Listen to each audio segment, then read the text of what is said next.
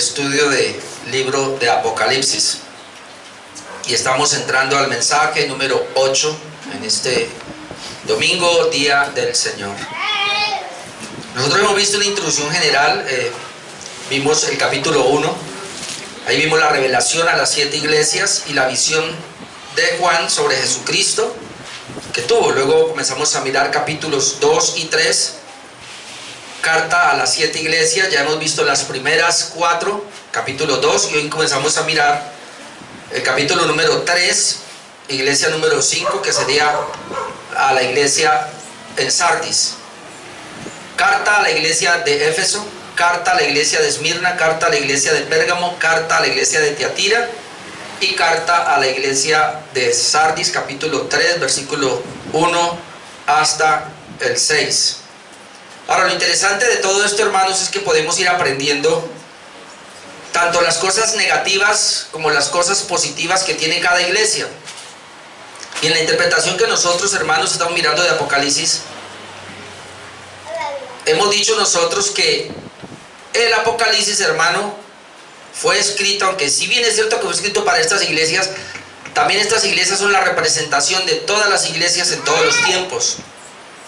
Entonces nosotros estamos mirando de esa manera el libro de Apocalipsis.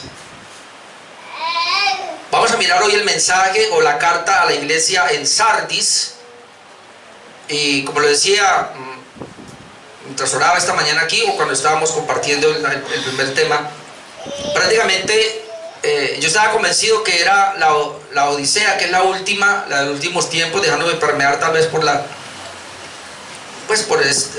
interpretación que se ha dado, sobre todo los dispensacionalistas. Pero ahora, espero no estar equivocado, pero me parece que Sardis es la iglesia actual. Y eso me preocupa. Ojalá que nosotros no estemos ahí.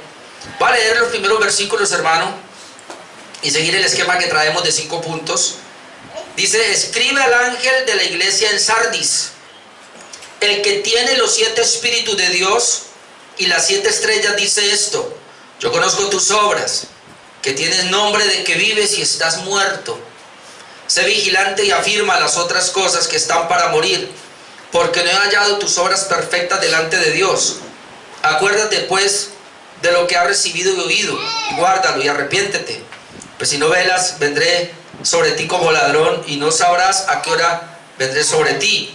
Pero tienes unas pocas personas en Sardis que no han manchado sus vestiduras, y andan conmigo en vestiduras blancas, porque son dignas. El que venciere será vestido de vestiduras blancas, y no borraré su nombre del libro de la vida, y confesaré su nombre delante de mi Padre y delante de sus ángeles. El que tiene oído, oiga lo que el Espíritu dice a las iglesias. La iglesia de Sardis es descrita como una iglesia muerta espiritualmente. Ahora, en lo que leímos y lo que vamos a mirar, tenemos que entender, porque si no sería muy complicado entender, que el Señor le habla a la iglesia en términos general, aunque puede ser que no todos sean así como Él la describe. Es muy importante entender eso por la aclaración que vamos a mirar luego. Pero la iglesia de Sardis es una iglesia que está muerta espiritualmente. Por eso permítanme, hermanos, hacer una pequeña introducción sobre este punto. Porque la muerte espiritual es lo que hace que una iglesia sea carnal y no espiritual. La muerte espiritual es lo que hace que una persona sea religiosa, sea carnal, aún sea legalista y no sea espiritual. Y entonces yo leo 2 textos. En Efesios 2:1 claramente, y lo tenemos claro: Él os dio vida a vosotros cuando estabais muertos en vuestros delitos y pecados. Note que aquí dice que Él nos dio vida. Jesucristo es el autor de la vida. Así que si miramos a Sardis, que dice que tiene nombre de que vive, pero está muerta, entonces aquí lo que podemos ver, y si dice aquí con Efesios 2:1 que el Señor nos dio vida cuando estábamos muertos, quiere decir que antes de que tú fueras creyente, tú estabas en una muerte espiritual. Y que luego el Señor, por su gracia en Cristo Jesús, nos dio vida. El Señor nos dio vida a nosotros, vida espiritual. Eso me lleva a 1 Corintios 2:14, donde dice, pero el hombre natural, ¿quién es el hombre natural? El que está muerto espiritualmente. Dice que no percibe las cosas que son del Espíritu de Dios. Y luego dice, porque para él son locura y no las puede entender, porque se han de discernir espiritualmente. El problema con la iglesia de Sardis es que ellos comenzaron con una vida espiritual. Cuando el Señor viene y les predica el evangelio a esa iglesia, ellos reciben lo que se conoce como la vida espiritual, la habilidad, la capacidad de Dios para poder entender no solamente todo lo espiritual, sino poder hacer las cosas espirituales. Porque una persona que Dios no le ha dado vida se conoce como una persona que está muerta espiritualmente. Escuche lo que le digo, y esto tenemos que tenerlo claro para poder entrar aquí. Las personas tienen una vida natural. Ellos están vivos naturalmente. Ellos se llaman carnales, o como dice aquí, hombres naturales. Y esta gente natural entiende todo claramente lo natural. La gente puede venir inclusive a leer la Biblia y entenderla de una manera natural. Y al leer la Biblia de una manera natural, aún pueden haber predicadores que prediquen de una manera natural, llevar el evangelio a una vida natural y vivir naturalmente, donde lo único que ellos hacen es leer los evangelios, ver los mandamientos y tratar de esforzarse a cumplir esos mandamientos, a llevar una vida religiosa, a llevar una vida moral, como lo hace cualquier religión. El hombre en su estado natural puede saber la Biblia y puede predicarla y puede enseñarla. Puede tener grandes iglesias movidas por las cosas naturales, que le va a llamar la atención al natural. Por eso ayer que yo venía en la bicicleta, ayer no, el viernes, hay un evento por allá, en una iglesia grande que usted conoce por allá por la Cesta. Y yo miraba todo hace poco ese parqueo de motos y de carros y todo, y no sé quién está aquí, pero hay unos cantantes famosos cristianos que están aquí. Y la gente va, y estoy seguro que hasta los impíos van. Bueno, aunque la mayoría son impíos también. Pero es un concierto, todos van a un concierto, el estadio, se puede llenar el estadio y todo. Y entonces se les ofrece todo lo material, hermano. Y eso es muy bueno y es muy llamativo y la gente va a correr. Y por eso usted ve los profetas de hoy día, los que se llaman apóstoles hoy día y los pastores hoy día, que tienen iglesias grandes, y usted dice, pero ¿cómo pueden tener iglesias grandes? Porque les están prometiendo lo material, lo natural, lo terrenal. El asunto es que personas así no pueden discernir nada espiritual porque están muertos espiritualmente. Lo que disciernen es lo natural, y eso tú y yo tenemos que entender, claro. Pero espiritualmente no entienden nada porque no tienen vida espiritual. Y si no tienen vida espiritual, todo lo bíblico o lo religioso lo convierten en natural, lo agarran para lo que ellos quieren. El peligro entonces de buscar una iglesia, de venir a una iglesia, para que Dios me prospere, para que Dios arregle mi matrimonio, para que Dios corrija a mis hijos, para que Dios me dé una buena empresa, para que me saque de la pobreza, para que me dé una buena economía, aún para que me sane. Eso es lo que se está vendiendo hoy día, y sin darse en cuenta, si no tienen vida espiritual, lo que está pasando hoy día es el mismo rótulo que encontramos aquí. Una iglesia que tiene nombre de que vive, pero está muerta. Tiene nombre de que vive, pero está muerta. ¿Por qué tiene nombre de que vive? Porque vive en lo natural. Hermanos, si el hombre pudiera hacer algo natural para agradar a Dios, déjeme decirle que Jesucristo ni siquiera se hubiera molestado para venir y tomar forma humana. El problema es que el hombre no puede hacer nada, absolutamente nada, porque está muerto espiritualmente.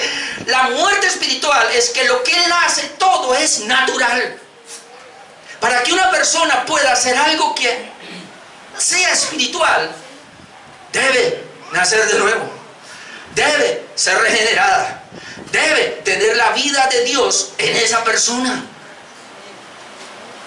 La iglesia de Sardis comenzó así, muy bien, pero recuerde que aquí fácilmente estamos mirando otra descendencia, no sé, pasó otra generación de cristianos. Y entonces la iglesia comenzó bien espiritual, todos espirituales, con vida espiritual. Pero entonces, y no sé, pero me van a perdonar aquí los padres. Tal vez los padres de esa primera generación le permitieron a sus hijos entrar y les dieron ministerio en la iglesia sin ser regenerados, sin tener vida espiritual. Permitieron que comenzara a llegar gente de afuera con mucho talento, con mucha potencia, y los permitieron dentro de las iglesias aún a que fueran pastores sin tener vida espiritual. Si hay algo que tú y yo y la iglesia necesita saber y revisar una y otra vez es si realmente yo tengo vida espiritual, o yo solo soy un copión, uno que miró y se esforzó para vivir como es el evangelio. Yo quiero ser cristiano y en la moda yo me meto, copio y pego, pero en mí no hay vida espiritual. Como muchos predicadores también, no hay vida espiritual. Pero ¿por qué entonces avivamiento? ¿Avivamiento qué? ¿Qué es avivamiento? ¿Que tiemble el pastor y el micrófono y que tumbe la gente al suelo? ¿Que la unción, entre comillas, esté cayendo y la gente se revuelque y caiga al piso? Que la iglesia salte en 2 horas, cante en 2 horas. Leía yo, o ayer escuchaba a un pastor que decía, y es interesante, pero ya sacaron un promedio, y hay un promedio, mi amado hermano, en las iglesias de todo el mundo, del 20% de predicación de la palabra en los púlpitos, y hora 40 minutos de salta, salta, salta con alabanza. Y como media hora más o 40 minutos más de testimonios. Y si a eso le agregamos el que predica 20 minutos, viene y cuenta primero unos chistes y luego saca su cosa del mismo, y al final deja 10 o 5 minutos para un texto de la Biblia. Y esas iglesias están avivadas. En conceptos de Jesús, en cuanto a la iglesia en Sardis, tiene nombre de que vive, pero está muerta. Esa es mi introducción, hermano. Y ya no el tiempo. El comentarista William Hendrickson dice lo siguiente en cuanto a Sardis. Sardis, hay que hablar de la ciudad. Muy interesante, porque lo que pasaba con la ciudad pasaba con la iglesia. Sardis, la ciudad impugnable, se situaba sobre una colina casi inaccesible, una colina muy alta, no se podía penetrar, vigilante del valle Hermus, y fue en tiempo antiguo la orgullosa capital de Lidia. Sus habitantes eran orgullosos, arrogantes, demasiado confiados, tenían confianza, hay demasiada confianza, de que nadie podía subir esta colina con sus laderas tan perpendiculares. Y eso fue lo que los mató, la confianza. Estaba hablando de la ciudad. Luego dice él, pero vino el enemigo en el 549 antes de Cristo y de nuevo en el 218, no recuerdo ahora los reyes que vinieron, pero bueno, y tomaron a Sardis. O sea, por 2 ocasiones fue penetrada, porque el punto es que como estaban en una colina y realmente no se podía subir por las rocas que había, solamente había una manera para entrar y estaba muy vigilado. Entonces ellos descuidaron esta parte y por esa parte se les subieron los enemigos por 2 ocasiones y los vencieron. Y no aprendieron, la primera vez no aprendieron. Luego dice acá, cuando se escribía el Apocalipsis, Sardis estaba en decadencia hacia una muerte lenta pero segura. En el año 17 después de Cristo, la ciudad fue destruida en parte por un terremoto. Así muchas veces los jactanciosos habitantes de Sardis, que estaban tan satisfechos de sí mismos, habían visto venir sobre ellos la destrucción como ladrón de noche. Ahora usted entiende por qué. De repente e inesperadamente, Sardis estaba cayendo en un estupor o en una disminución espiritual.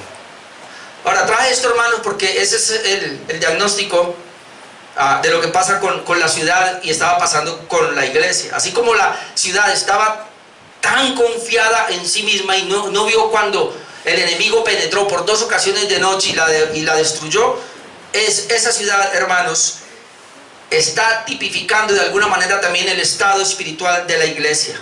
La iglesia de Sardis se confió demasiado. Y le voy a decir una cosa, esta iglesia de Sardis, que ahora veo que es una de las peores, el Señor no tiene nada que decirle a esa iglesia, todo es un reproche, pero además es una iglesia que no es perseguida, no tiene persecución, y eso me llama la atención.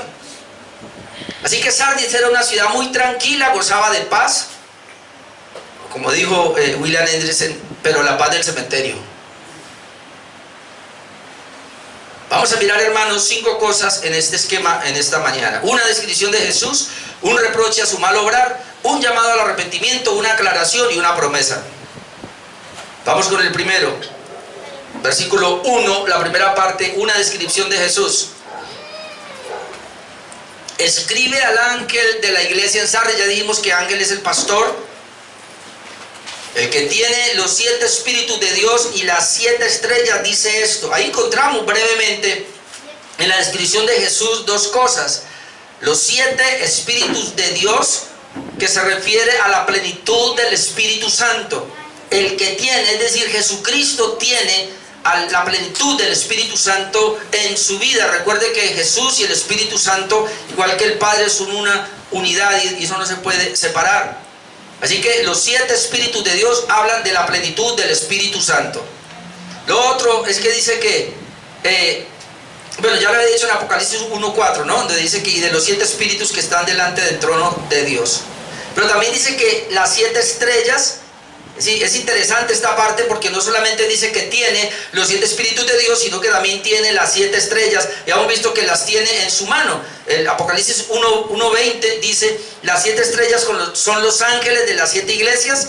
Entonces ahí podemos ver que se refiere también a que, y esto me llamó la atención porque a pesar de que Sardis tiene nombre de que vive, pero está muerta, ella está muerta espiritualmente, no sabemos el pastor allí, pero por lo menos sí sabemos que el Señor lo tiene en su mano derecha también. Ahora yo lo voy dejando ahí para que miremos, porque el solo hecho de que el Señor le diga que esa iglesia tiene nombre de que vive pero está muerta, ya nos pone a pensar si realmente todos estaban muertos o no, y vamos a mirar que no. Ok, pasamos a el segundo, que es un reproche a su mal obrar. Mire que allí no hay que alabarle, no hay que reconocerle. A las otras iglesias les reconocía algo, pero a esta no.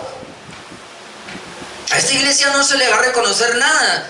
Es impresionante, pero aunque no se le reconoce, hermano, es una iglesia que obraba mucho. Dice el versículo 1b y 2b, ahí salto un poco para poder tomar mi punto. Versículo 1b dice, yo conozco tus obras, que tienes nombre de que vives y estás muerto.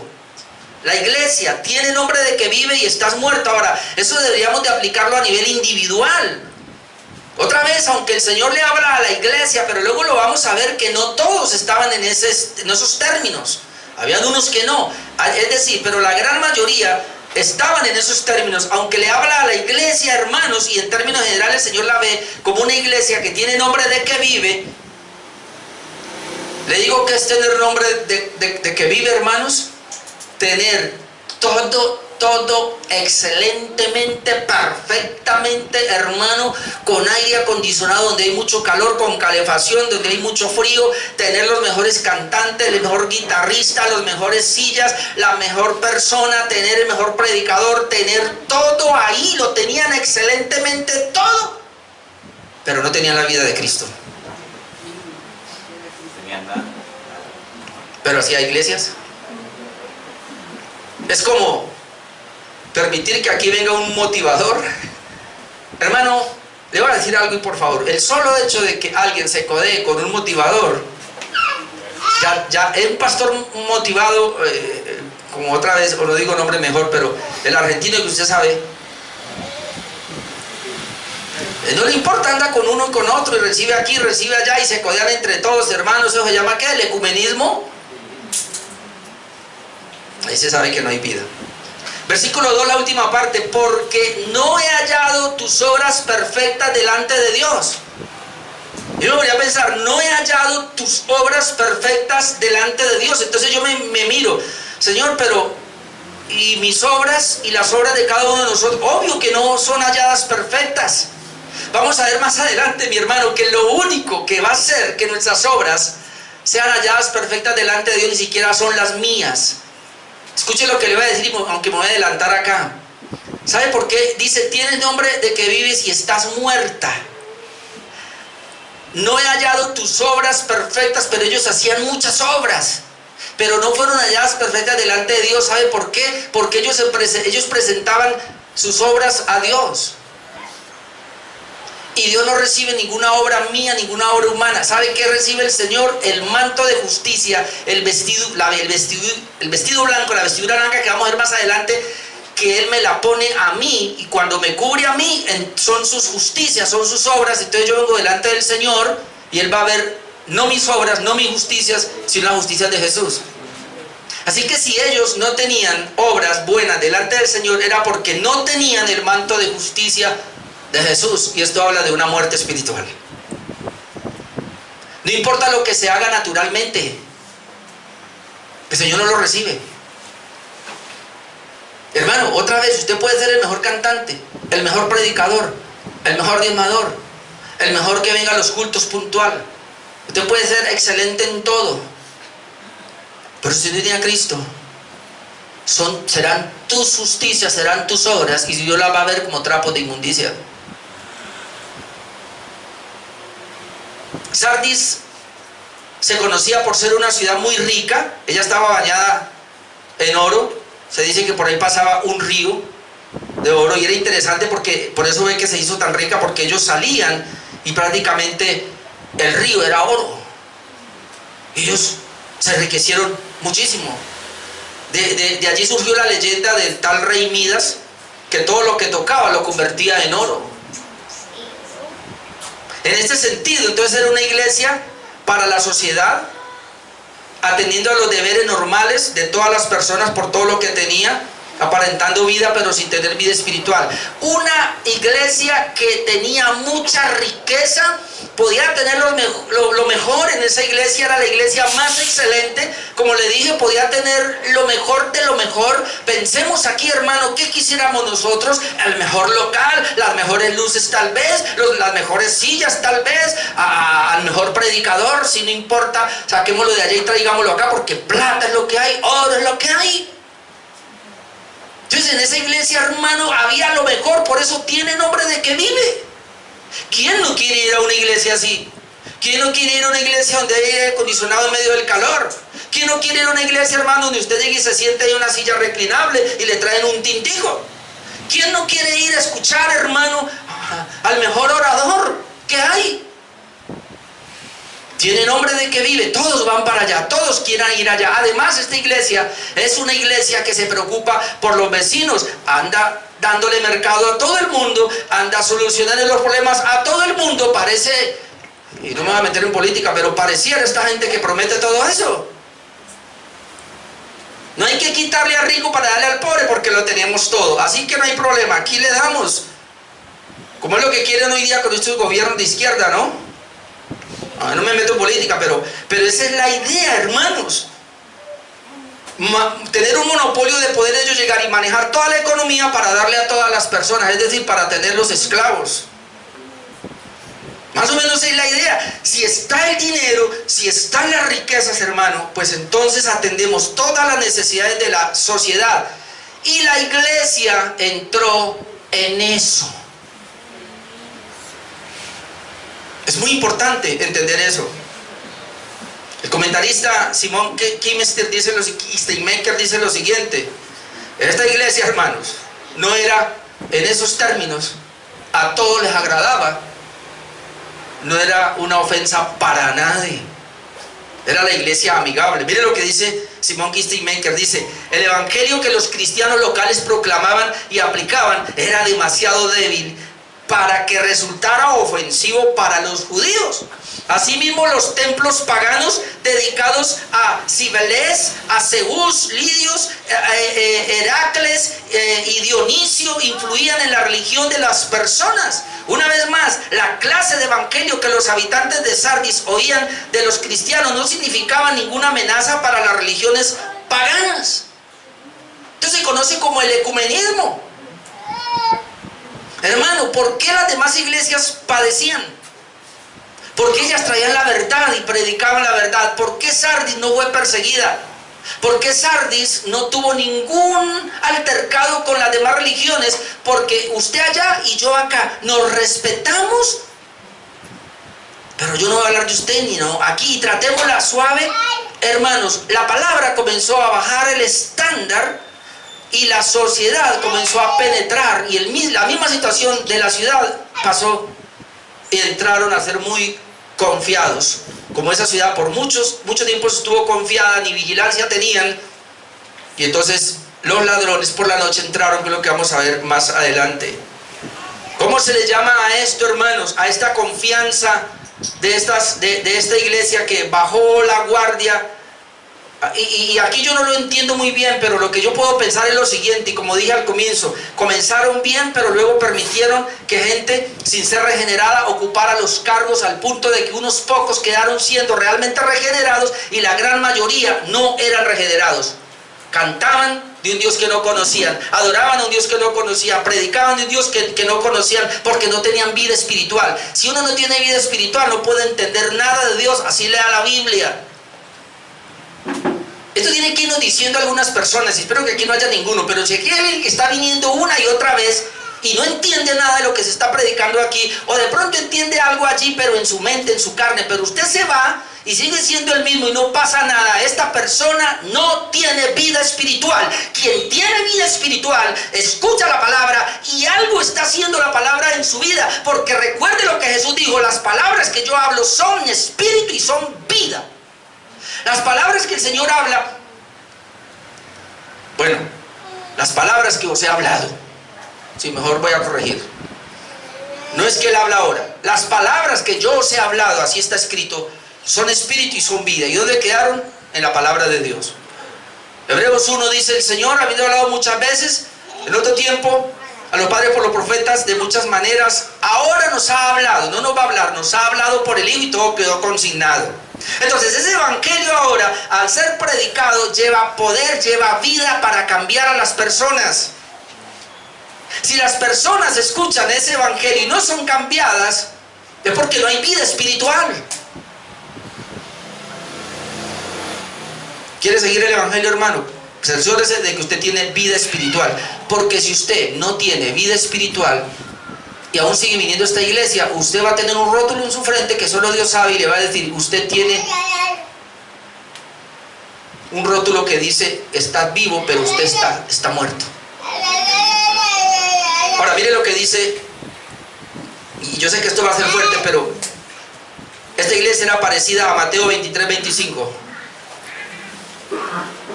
Mateo 23, 25 al 28. Ay de vosotros, escribas y fariseos hipócritas, porque limpiáis lo de fuera del vaso y del plato, pero por dentro estáis llenos de robo y de injusticia. Esto es una persona muerta espiritualmente, religiosa,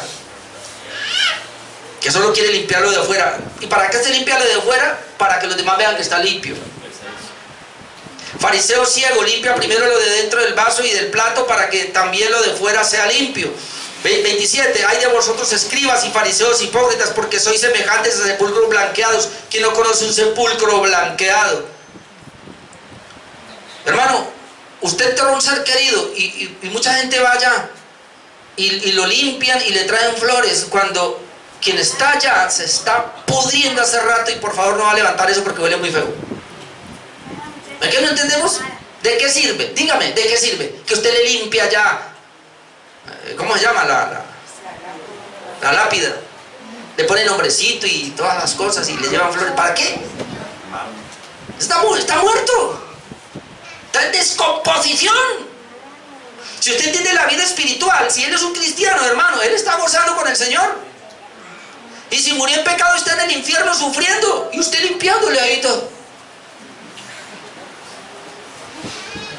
Pastores como que no tienen emociones el pastor. Ay, vosotros escribas y fariseos hipócritas, porque sois semejantes a sepulcros blanqueados, que por fuera la verdad se muestran hermosos, mas por dentro están llenos de huesos de muertos y de toda inmundicia.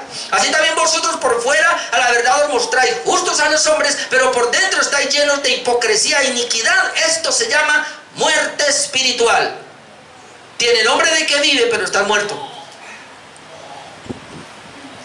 Semejante también a los carnales. 1 Corintios 3, 1 al 4. En 1 Corintios capítulo 3, versículo 1 leemos: de manera que yo, hermanos, no pude hablaros como a espirituales. Note que Pablo dice: yo no les fui a la iglesia en Corinto, yo no pude hablarles como si fueran espirituales. Entonces, ¿cómo? Sino como a carnales, como a niños en Cristo. Ojo que no hay cristianos carnales, ni hay cristianos espirituales. Esto es un error. Un cristiano es espiritual. Y si es espiritual es cristiano, pero no puede ser carnal. Aquí Pablo está diciendo: yo no les pude escribir a ustedes como espirituales, esperaba, sino como a carnales. Y los carnales se asemejan a un niño espiritual, a un niño en la fe, porque dice: no le pude hablar como a espirituales, sino como a carnales, como a niños en Cristo. Es decir, como si usted fuera un niño en Cristo. ¿Sabe? Un niño en Cristo es un niño. No sabe comer, no se sabe limpiar, no sabe caminar, no, nada. Es un recién convertido. Cuando una persona está recién convertida, los primeros, aún porque no los primeros mesecitos, son igual a un impío. Él solo va a la iglesia, pero él es un impío, él sigue haciendo las mismas cosas de allá. Está convertido, pero sigue haciendo lo mismo, hasta que va entendiendo y luego va dejando. Por eso dice que un recién convertido, aquí un niño, es muy parecido a un carnal.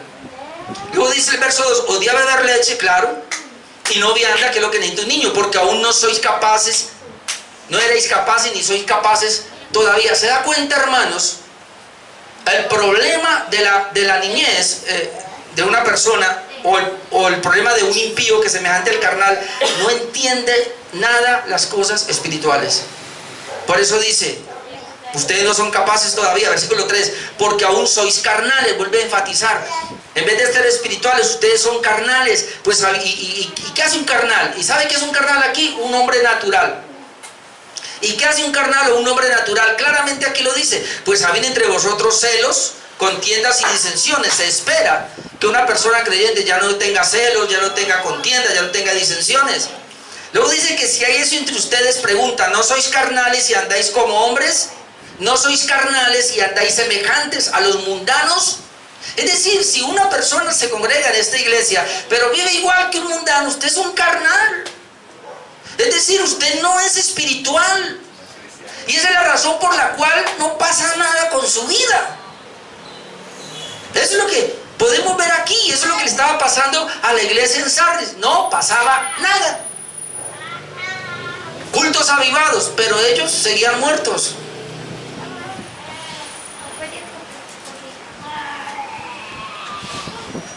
Aunque en Sardis las obras de ellos eran buenas para los hombres, no era buena para Dios. Ahora, vamos a ver la diferencia, hermanos, entre un carnal y un espiritual acá. Porque otra vez, yo comencé hablando de la muerte espiritual. Y es que yo no veo otra cosa. En Sardis, la gran mayoría no eran regenerados. En Sardis, la gran mayoría, y como el Señor tiene que mirar a la iglesia en general, entonces Él les dice: ustedes están muertos. Tiene nombre de que vive. Eso sí, se llama Iglesia Avivamiento, no sé qué. El nombre de que vive, pero está muerto. Ahora, voy a hablar aquí es que encontré por ahí un gráfico, pero no lo puedo traer aquí, entonces voy a tratar de ponerlo acá lo mejor que puedo. La diferencia entre un carnal y un espiritual. Otra vez, cuando hablo de carnal estoy hablando de un inconverso que está en la iglesia. Pudiéramos decir carnal, legalista, religioso, para ponerlo en una sola frase. Hay carnal, legalista, religioso. ¿Qué es un carnal legalista religioso? Note, uno que dice: obedezco para ser aceptado por Dios. Un carnal legalista religioso y otra vez, no es convertido, pero está en una iglesia. ¿Qué hace? Él dice, yo obedezco al Señor para ser aceptado, trabajo para ser aceptado, mi esfuerzo, mi oración, mi ayuno, mi ir al culto, mi dar, todo es para que Dios me acepte, para que Dios vea mi esfuerzo, para que Dios vea mi obra. ¿Habrá acaso alguien aquí que todavía tiene eso de que él cree que Dios lo va a mirar a usted por lo que hace? Luego el carnal libertino, yo ojo con lo que voy a decir acá porque es muy parecido al espiritual, solo que hay una pequeña diferencia. Hay un carnal, un mundano en la iglesia, pero él es libertino. Aquí no hay ninguno de ellos, menos mal. Él dice, yo soy aceptado por Dios, por eso no obedezco. Él se sabe la Biblia, la conoce, conoció la vida de la justificación. Y entonces él dice, Cristo en la cruz murió, pagó la deuda por mis pecados. Cristo me limpió, salvo, siempre salvo, borró mis pecados pasados, presentes y futuros. Y como Él ya me salvó, ningún esfuerzo mío sirve, mis obras no sirven para nada. Entonces no me esfuerzo, no hago nada y vivo normal, como la gente del mundo. ¿Cuál es la diferencia entre la gente del mundo y este libertino? Que él tiene en su mente una justificación barata, abusa de la gracia. Cristo me libró de la ley, ya no necesito guardar los mandamientos. Y entonces buscan todo y ¿sabe que todavía hay gente que sigue peleando con esa situación del diezmo y todavía siguen empujando que si es de la ley, que si es de la gracia y todo? Yo les digo, ley, eso es de Dios, hermano, y yo no sé usted cómo va a mirar eso, pero la gente sigue todavía aferrado a cosas de acá, que si el sábado, que si el otro, que si acá, y todo es, y entonces, a ver, yo, ¿qué hago?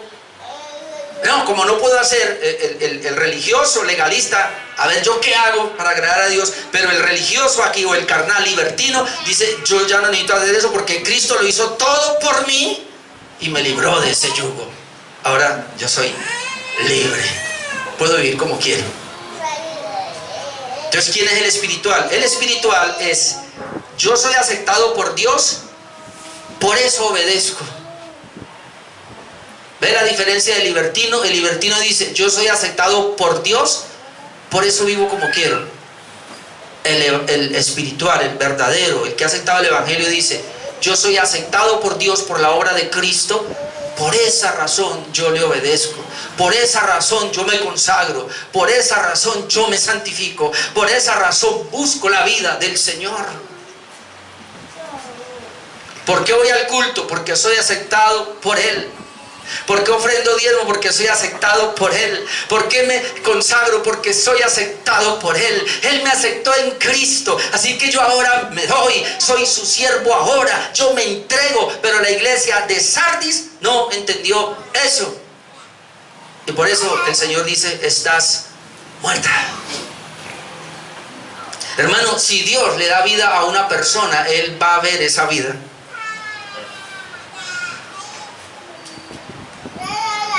Número 3, le hace un llamado al arrepentimiento.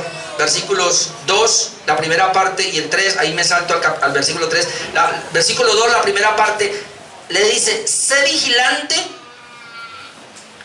Ahí hay 5 imperativos, lo vamos a encontrar, o 5 mandamientos. Sé vigilante, 1, 2, afirma las cosas que están para morir. Versículo 3, acuérdate pues de lo que has recibido y oído. 4, guárdalos. Y 5, y arrepiéntete, pues si no velas, vendré sobre ti como ladrón y no sabrás a qué hora vendré sobre ti. El llamado al arrepentimiento, acá que le hace, lo hace de 5 maneras, con 5 imperativos que uno ve acá. Imperativo es un mandato, a obedecer. Llamado al arrepentimiento consiste en estos 5 imperativos. Primero le dice, sé vigilante. Lo primero que tiene que vigilar es su vida espiritual, y lo primero que Dios nos llama a que seamos vigilantes, porque la palabra vigilante es de vigilar, de examinar. ¿Por qué le dice ser vigilante? Recuerde, la ciudad de Sardis no pusieron vigilancia en ese lado y por ahí se le entró el enemigo. Y el asunto aquí es que la iglesia en Sardis tampoco vigiló la vida espiritual, y el enemigo se le metió y no se dio cuenta a qué horas. Cuando tú y yo no vigilamos nuestra vida espiritual, el enemigo anda buscando alrededor a quien devorar, tocando donde está la parte más blandita para entrar por ahí. Y el enemigo va a penetrar esa parte que tú y yo descuidamos, esa parte donde tú y yo no somos vigilantes. Por eso le dice, vigila, sé vigilante. Ellos se confiaron demasiado. Por eso en Proverbios 4:23 dice, sobre toda cosa guardada, guarda tu corazón, porque de él mana la vida.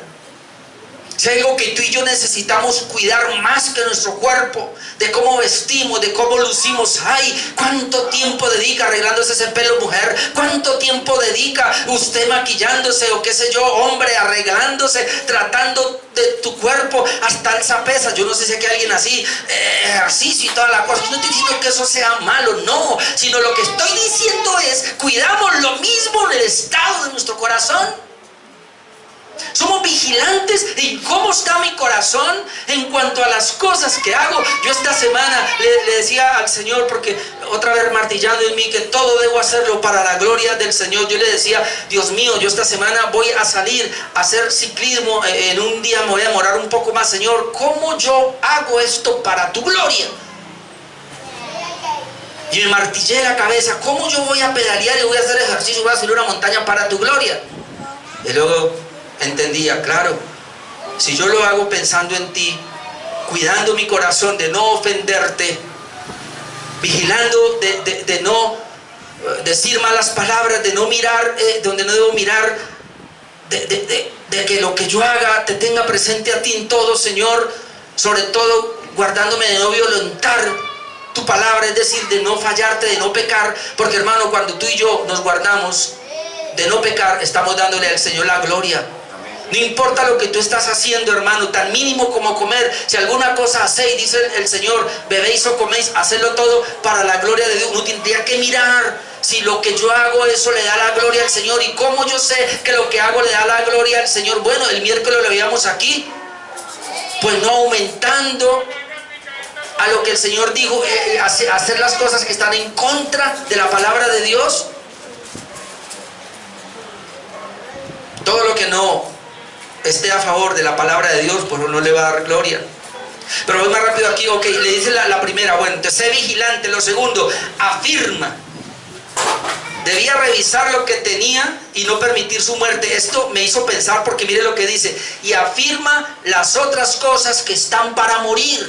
Le está diciendo a la iglesia, además de que vigile porque se le están entrando, ahora usted tiene que afirmar las otras cosas que están para morir, es decir, ya han muerto algunas cosas en usted, pero hay otras que están moribundas. Tiene que ahora afirmarlas para que no se mueran. Entonces yo pensaba, hermano, a ver, mi vida espiritual, cuando hablamos de la vida espiritual, estamos hablando de que Dios nos dio vida. Y yo lo que voy a decir acá, porque una cosa es la salvación, eso es justificación, eso está allá. Pero cuando hablamos de la santificación ahora, estamos hablando de una relación con Dios, de una vida que Él constantemente me está llenando, me está dando vida. Pero cuando yo descuido una de las medios de gracia que Dios tiene para que yo tenga vida espiritual, pues se van a ir muriendo. ¿Sabía, hermano, que se puede ir muriendo la oración? Se puede ir muriendo el amor por la palabra, se puede ir muriendo el amor por la congregación, se puede ir muriendo el amor por un servicio al Señor. Es decir, antes lo tenía, ahora no, poco a poco se va muriendo. Por eso dice ahora, ¿qué tienen que hacer ahora? Además de ser vigilante, tienen que afirmar aquellas cosas que se están muriendo en tu vida. Le va a tocar volver a tomarlas y no las dejes morir. Es tu responsabilidad no dejar morir aquellas cosas que Dios ya nos dio y que ya tenemos, el avance que hemos tenido espiritualmente. Porque, hermano, yo tengo algo claro y lo he aprendido: la vida del creyente nunca será estática, no puede ser. La vida del creyente tiene que ir en ascenso, porque si la vida del creyente no va en ascenso, va a ir en descenso. Míreme, hermano, tú y yo no hemos llegado, o es que alguien ya llegó. Tú y yo no hemos llegado, vamos en ascenso, y mientras estemos aquí abajo vamos en ascenso. Es creciendo todos los días, creciendo todos los días. El día que tú creas, el día que tú te pares y no crezcas, tú crees que paraste y te quedaste ahí. No, tú comenzaste a descender. y hay cosas que se van a morir. No estoy hablando de la salvación, estoy hablando de cosas, de relaciones con Dios que se pueden ir muriendo. Llega el momento donde ya tu oración ya no tiene vida, donde leer tu palabra ya no hay vida. ¿Y qué voy a hacer? ¿Qué vas a hacer tú? ¿Qué haces tú cuando ya vas a orar y no encuentras vida? Cuando lees la Biblia y ya no tienes vida. ¿Qué dice aquí? Tiene que afirmar. Recuerda cuando tenían vida y vuelve otra vez. Acuérdate, le dice ahora. Acuérdate pues de lo que has recibido y oído. Acuérdate. Y es un imperativo otra vez. Acuérdate de lo que has recibido atrás. ¿Qué recibiste atrás? ¿Por qué estás aquí? ¿Qué fue lo que te trajo? ¿Se acuerda cuando conocimos la Reforma? ¿Qué fue lo que nos despertó? Que éramos, ¿cómo se dice? Indagando, buscando, quería saber más. Bueno, es que ya paró. Ya lo sabes todo.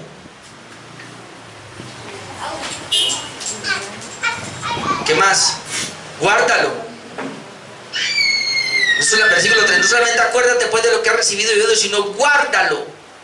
La palabra guardarlo tiene que ver con obedecerlo. Obedécelo, pero luego dice, y número 5, y arrepiéntete. La palabra arrepentimiento ya sabe qué es. Es un reconocimiento de que estamos haciendo mal y cambiar, hacer ahora lo contrario. ¿Y qué pasa si no se arrepiente y no hace estos 5 imperativos? Pues si no velas, vuelve otra vez al punto vigilancia. Todos tienen que ver con vigilar. Pues si no velas, vendré sobre ti como ladrón y no sabrás a qué hora vendré sobre ti. Hermano, cuando el Señor les dice, y aquí no está hablando de la segunda venida de Cristo, obviamente no. Aquí no está diciendo que va a venir, aquí está hablando, es así como a ustedes les pasó, iglesia de la ciudad de Sardis les pasó, que ustedes estaban tan tranquilos, y no vigilaron. Entonces vino un ladrón en la noche, se apoderó de todo el oro, se apoderó de todo, los dejó en la ruina y volvieron a crecer, pero otra vez les pasó lo mismo por no vigilar. De la misma manera a la iglesia le va a pasar, pero aquí el que viene es el Señor, y eso me dejó pensando. Pues si no velas, vendré sobre ti como ladrón. No es que él sea un ladrón, sino que va a venir como viene el ladrón, en la noche sin aviso. Y no sabrá a qué hora vendré sobre ti.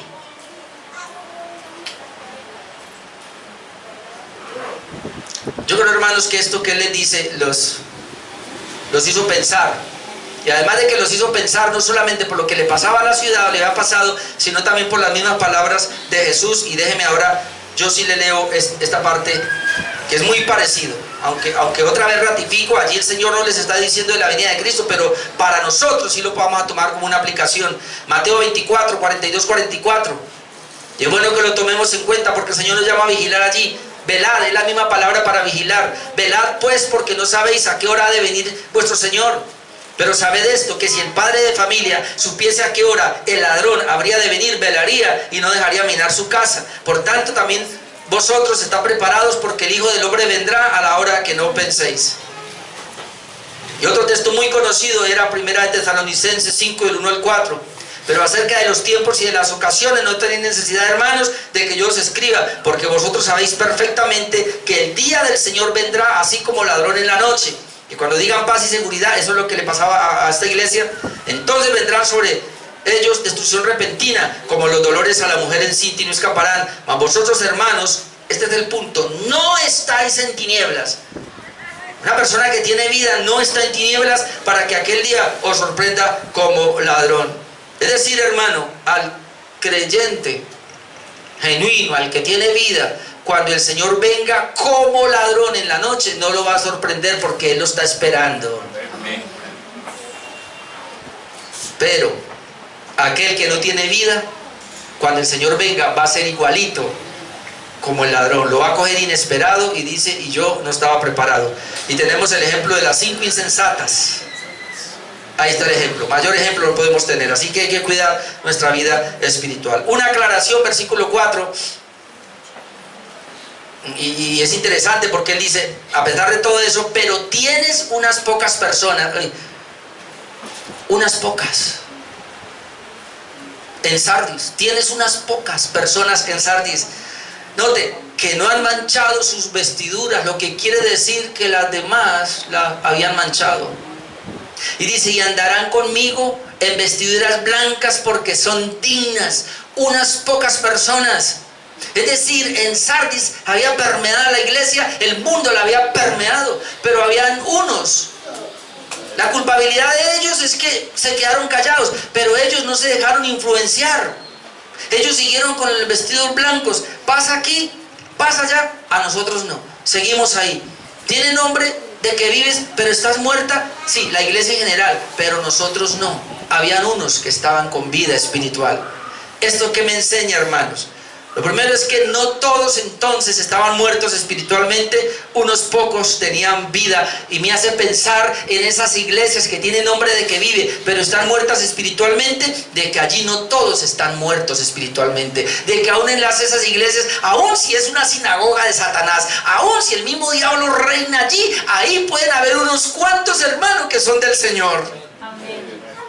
Me hace pensar que Jesús está con ellos, aunque estén en iglesias muertas, porque es lo que les está diciendo. Vea, no han manchado sus vestiduras y andarán conmigo en vestiduras blancas. ¿Puede acaso el Señor en una iglesia muerta, espiritualmente muerta, pero hay unos 2 o 3 que tienen vida, estar ahí en medio de ellos? Sí, Él dice, yo estaré con ellos, con vestiduras blancas. Esto indica entonces que se puede vivir, hermanos, también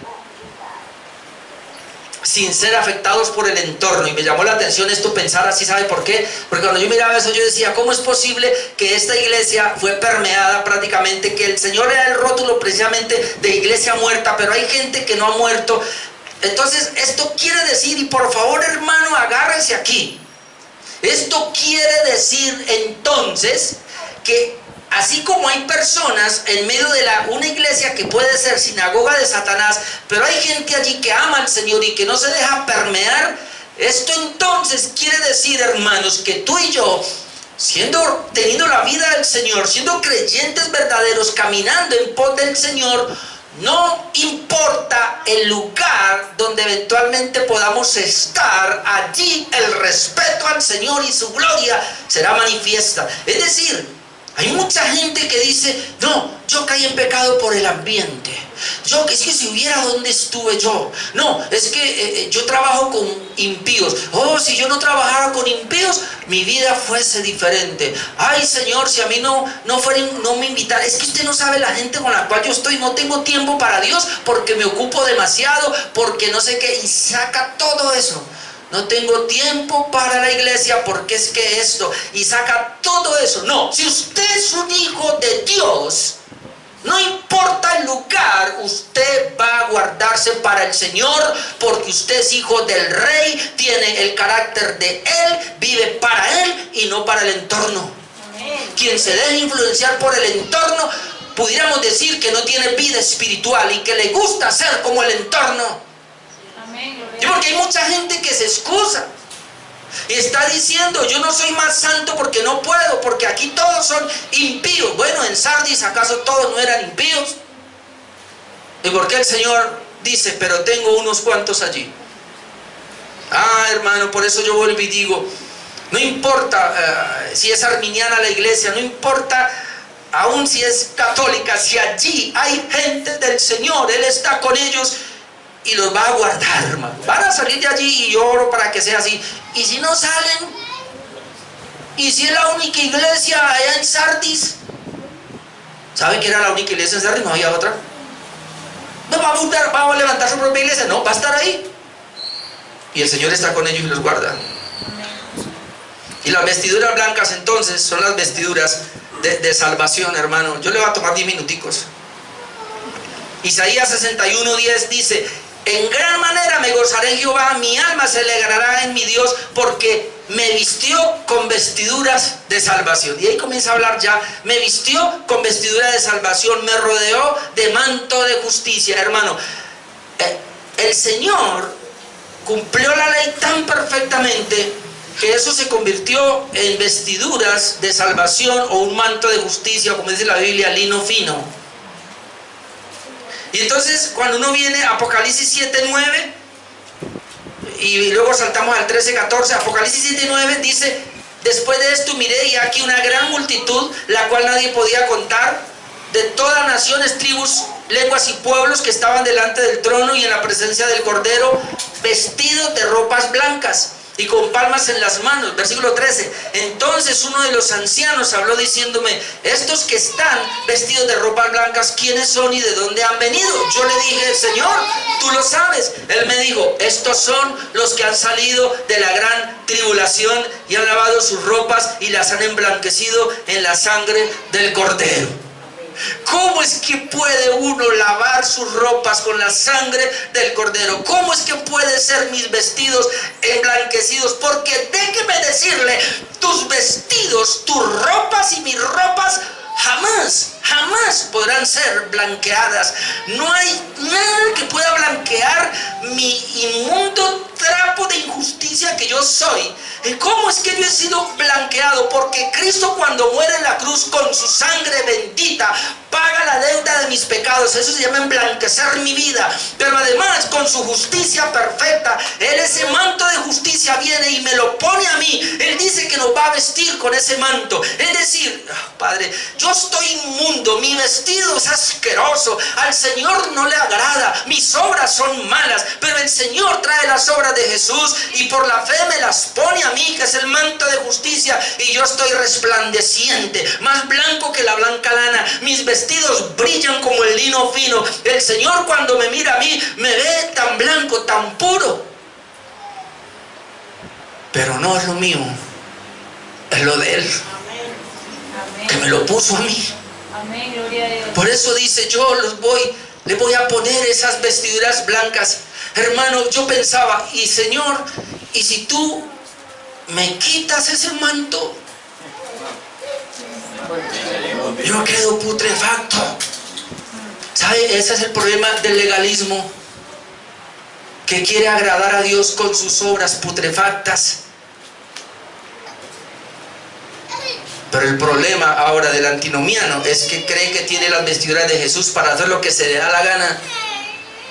Pero en cambio tú y yo, que se supone que tenemos un evangelio correcto, hemos entendido que Él nos vistió con su manto de justicia, con ropas blancas, y que yo ahora debo vivir dignificando el vestido que tengo ahora, que es de Él.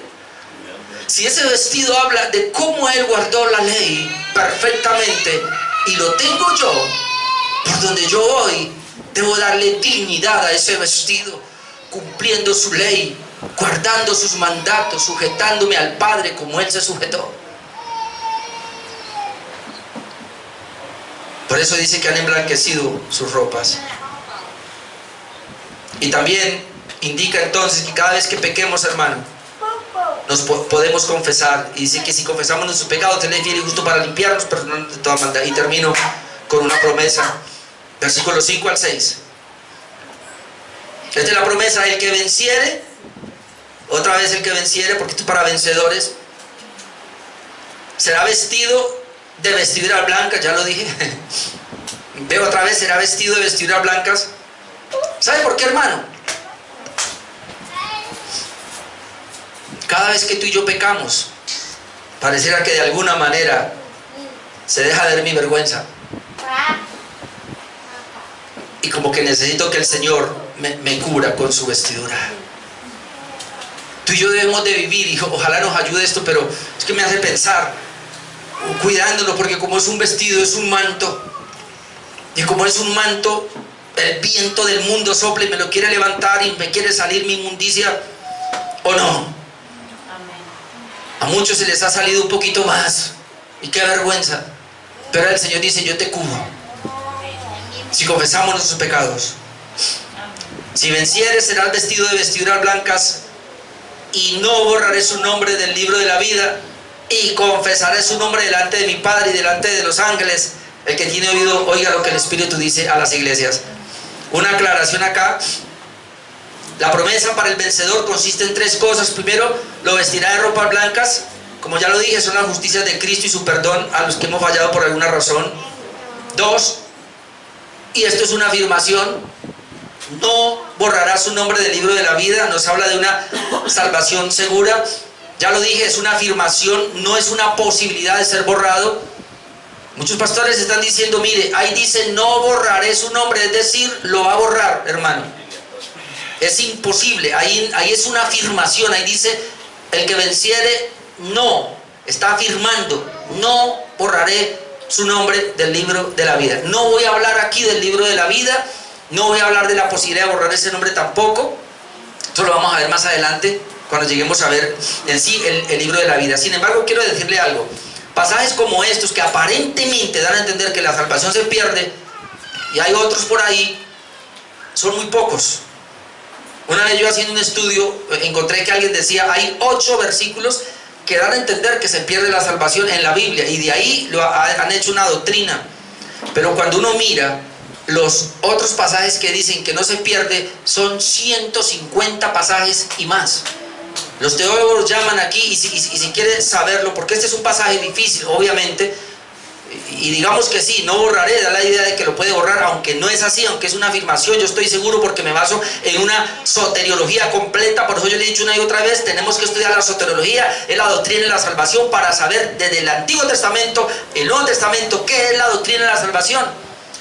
Pero si no entendiese nada más y usted fuese por la Biblia y encontrarse 8 versículos que le dicen que la salvación se pierde, y luego busca 150 versos que le dicen que no se pierde, ¿con cuál se queda? Eso se llama guerra de versículos entonces, aunque no es guerra, pero aplíquele ese término entonces. Y yo me quedo con los que dicen que no se pierde entonces. Y número 3, confesaré su nombre delante del Padre y de los ángeles. Esto es, hermano, Él no nos va a negar. Y entonces tomó 2 pasajes, Mateo 10, 32, 33, a cualquiera pues que me confiese delante de los hombres, yo también le confesaré delante de mi Padre que está en los cielos. Y tomó Lucas 12, 8. Os digo que todo aquel que me confesare delante de los hombres, también el Hijo del Hombre le confesará delante de los ángeles de Dios. Solo los espirituales, hermanos, entonces, de todas las iglesias, van a comprender este mensaje, porque dice, el que tiene oído, oiga lo que el Espíritu dice a las iglesias, a todas las iglesias. ¿Qué va a comprender en esta iglesia que vimos de Sardis? Que hay una descripción de Jesús, ya vimos cómo se presentó. Hay un reproche a su mal obrar, ellos confiaban en sus esfuerzos. Hay un llamamiento al arrepentimiento en 5 cosas que le dije. Hay una aclaración de que no todos están pues con ropas manchadas, puede haber gente con ropas blancas, y hay una promesa, hermanos, en 3 aspectos, y la más importante: Él no nos va a negar, no va a borrar nuestro nombre, no nos va a negar. ¿Por qué? Porque vamos a perseverar hasta el fin. A pesar de que esta iglesia entonces tiene su condición que no es tan buena, es muy desfavorable con relación a la demás, aún así el Señor da tiempo para el arrepentimiento. Hermano, usted vino hoy aquí y usted está vivo. No sé qué pase más tarde, pero le voy a decir una cosa. Escuche, mi hermano, no sé qué pase más tarde, pero usted hoy se puede arrepentir verdaderamente, y es una gracia de Dios. Y eso se va a evidenciar con una vida que agrada a Dios, porque la idea es que seamos personas que vivimos, no que tengamos un rótulo de que vivimos y estemos muertos, sino que seamos personas que realmente tenemos la vida espiritual. Amén. Oremos.